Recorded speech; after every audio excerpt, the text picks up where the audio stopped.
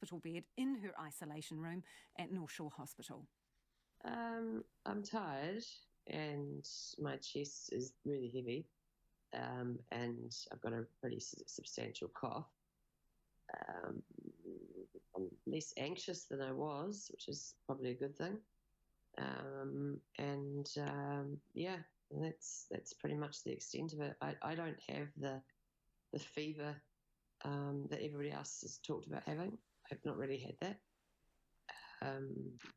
And I started with having a sore throat. So this is day what for you? What day of the week is it now? It's Saturday. Thanks. I seem to have lost the week.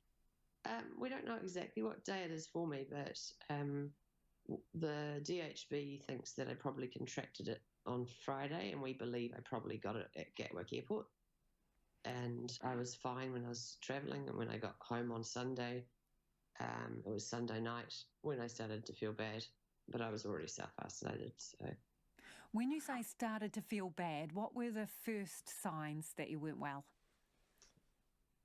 You have to forgive me because my memory's not been very good all week, to be honest.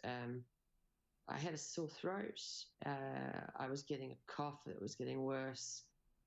I think actually, first of all, I had just really, really bad anxiety. I was quite remote in my isolation. We have a little hut. Batch is not the right word. It's a hut. It doesn't have any power or any water in the Coromandel, and I had taken myself there. And it's a 30-minute four-wheel drive track to get to. And I suddenly realised that if I was sick there, that I was actually going to be in trouble. So I was freaking out. So for the first day, I think we pretty much, talking to everyone over the phone, everyone was pretty convinced I was just anxious. And then the cough just got worse and worse and worse. So I came back to Auckland. Didn't touch a soul, didn't see a soul, and my husband hired a camper van. Still didn't touch him, see him, and he parked it in the driveway, and I got into that. And I finally got hold of my GP practice. They came at me with hazmat suits, which was quite scary, and they did the swab. I still didn't see or touch anyone, and waited. It was probably 24 hours before I got a phone call from the DHB, and as soon as they rang, I knew I was, damn it, I was toast. So, and that was, I've been here one night, and I was at home one night with it. So Thursday I found out. Yeah. So how are they treating you, or what's been happening? So Thursday I found out. Yeah. So how are they treating you, or what's been happening when you're in hospital?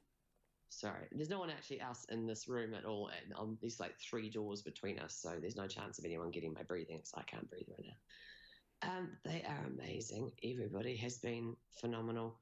The staff obviously are full kitted out, and they try to avoid coming in. So they're taking all potential measures to protect themselves, as they should. And the kindness is wonderful. It's pretty scary. Tell me